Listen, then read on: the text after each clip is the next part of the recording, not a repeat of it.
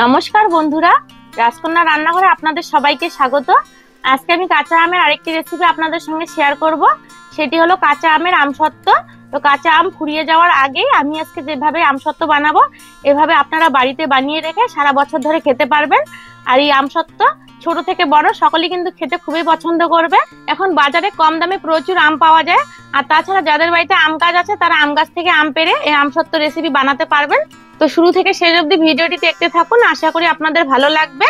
আর কাঁচা আমের আমসত্ত্ব বানানোর জন্য এখানে আমি 1.5 কেজি কাঁচা আম নিয়েছি। আর আমগুলো দেখুন কত সুন্দর সাইজের হয়েছে। আমগুলো আমি গোটা গোটা একবার আগে ধুয়ে নেব।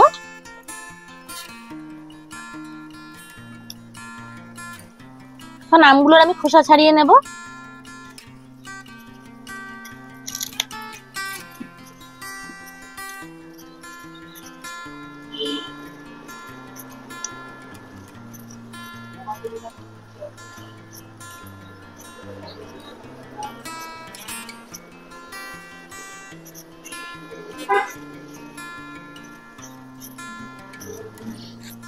আমগুলো আমি এভাবে কেটে নেব।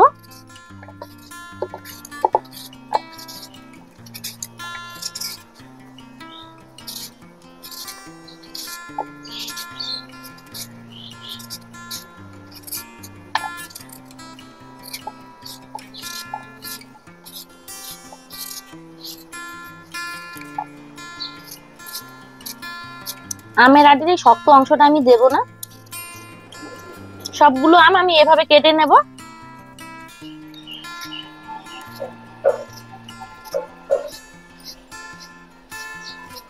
আমগুলো আমি পাতলা পাতলা করে কেটে নিয়েছি। এখন আমি এগুলো সেদ্ধ করে নেব।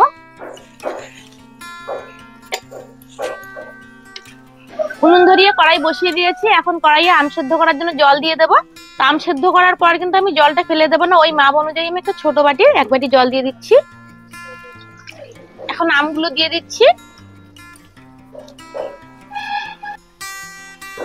একটু লবণ দিয়ে দিচ্ছি।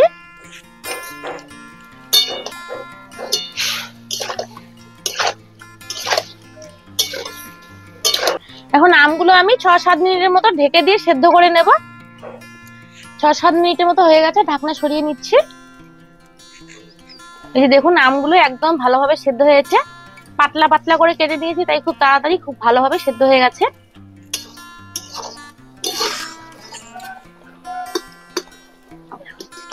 খুন্তি দিয়ে এভাবে করে আমগুলোকে আমি এভাবে গলিয়ে দেব।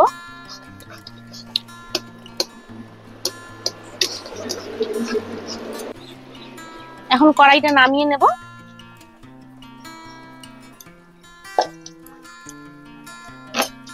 এখন এই আমের পাল্পগুলোকে আমি ছাঁকনি করে নেব।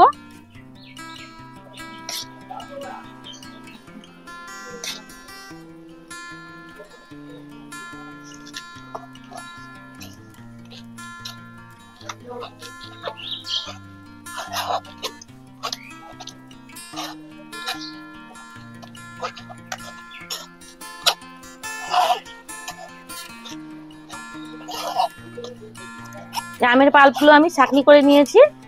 এভাবে ছাঁকনি করে নিলে আমের মধ্যে শক্ত অংশ থাকলে সেটা বের হয়ে যায়, আর আমসত্ত্বটাও দেখতে অনেকটা স্বচ্ছ হয়। আমসত্ত্বর মধ্যে আমি কোনো রকম ফুড কালার মেশাবো না। তো তাই আমসত্ত্বর মধ্যে সুন্দর একটা কালার আনার জন্য এখানে একটা চিনির আমি ক্যারামেল তৈরি করে নেব। তো চিনিটা আমি কড়াইয়ে দিয়ে দিলাম। যতক্ষণ না সুন্দর একটা কালার ছাড়ছে সাইড দিয়ে, ততক্ষণ পর্যন্ত নাড়বো না। এই চিনিটা দেখুন গলতে শুরু করে দিয়েছে, আর সুন্দর একটা কালারও ধরতে শুরু করে দিয়েছে।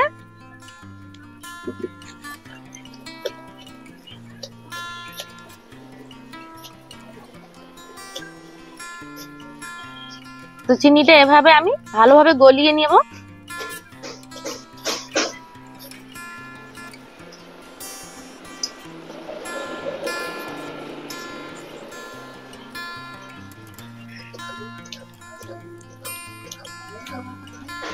চিনিটা দেখুন সুন্দরভাবে গলে গেছে, আর কত সুন্দর একটা কালার এসেছে। তো চিনির ক্যারামেলটা কিন্তু আমার তৈরি হয়ে গেছে। এখন আমি আমের পাল্পগুলো দিয়ে দেব। একবারে সবগুলো দেবো না, অল্প অল্প করে দেবো, আর এভাবে নাড়িয়ে নেব।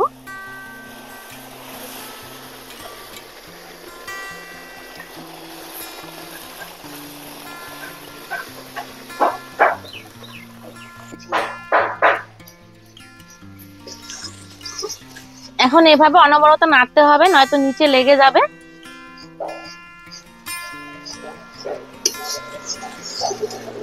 আর এখানে চিনির পরিমাণটা আমের টকের উপর নির্ভর করে দিতে হবে। কিছু কিছু আম একটু বেশি টক হয়, কিছু কিছু আম একটু কম টক হয়, তো সেভাবে বাড়িয়ে কমিয়ে চিনিটা দিতে হবে।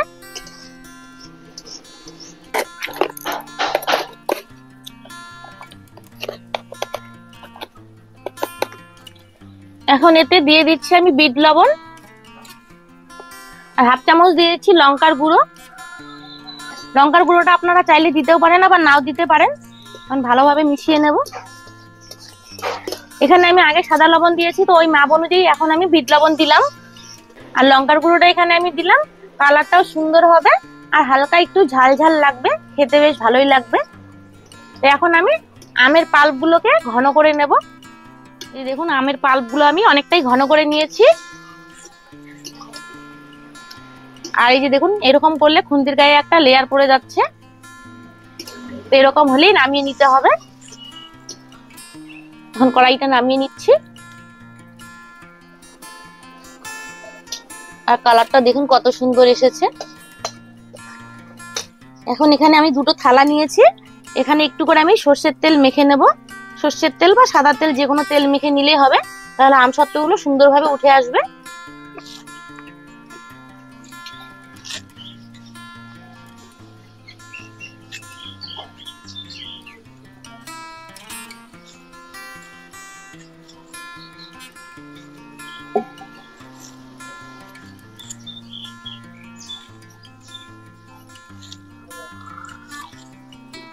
এখন আমের মিশ্রণটা আমি থালার মধ্যে দিয়ে দেব।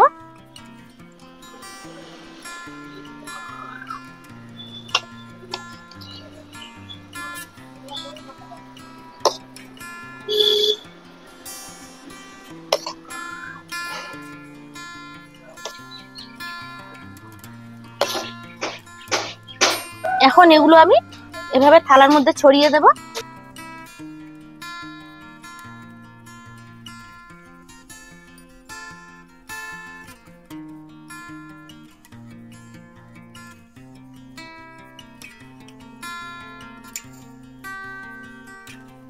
এগুলো এখন আপনারা বাড়িতে ফ্যানের নিচে 2 দিন রেখে শুকোতে পারেন, কিংবা রোদ্রের মধ্যে দিয়েও শুকোতে পারেন।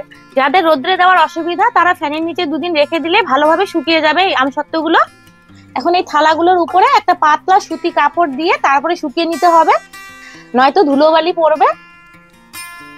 তো এখন এগুলো আমি ভালোভাবে শুকিয়ে নিয়ে 2 দিন পরে আসছি, আপনাদেরকে তারপর দেখাবো কেমন হয়েছে আমসত্ত্বগুলো। 2 দিন আমসত্ত্বগুলোকে আমি শুকিয়ে নিয়েছি, আর এই যে দেখুন কত সুন্দর শুকিয়ে গেছে আমসত্ত্বগুলো। আর দেখুন আমসত্ত্বগুলোর কালার গুলো কত সুন্দর হয়েছে, এই যে দেখুন। আর আমসত্ত্বগুলো আপনাদেরকে তুলে দেখাচ্ছি কতটা স্বচ্ছ হয়েছে।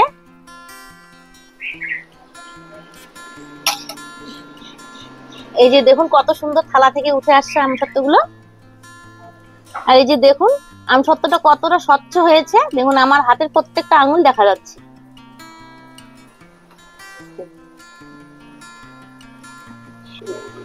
এখন আমসত্ত্বগুলো আমি কেটে নেব।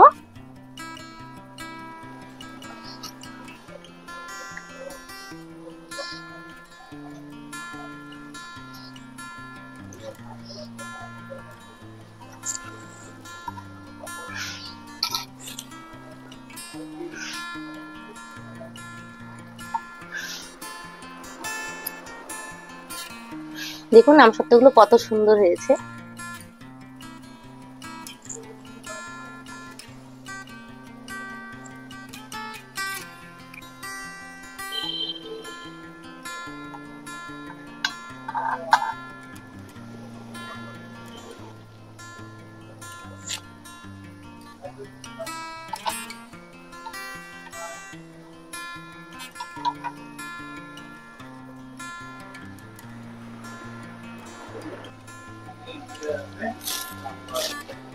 দেখুন এই আমসত্ত্বটা কত সুন্দর উঠে আসছে।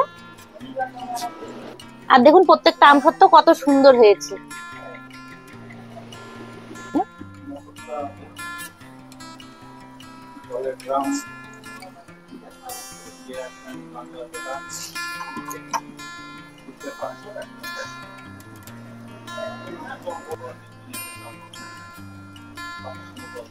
এই যে দেখুন বন্ধুরা, আমসত্ত্বগুলো আমি কেটে নিলাম, আর দেখুন কত সুন্দর দেখা যাচ্ছে। তো বন্ধুরা দেখতেই পেলেন কত সহজে আমি কাঁচা আমের আমসত্ত্ব বানিয়ে নিলাম। এভাবে আমসত্ত্ব বানিয়ে রাখলে সারা বছর ধরে যখন ইচ্ছে খেতে পারবেন।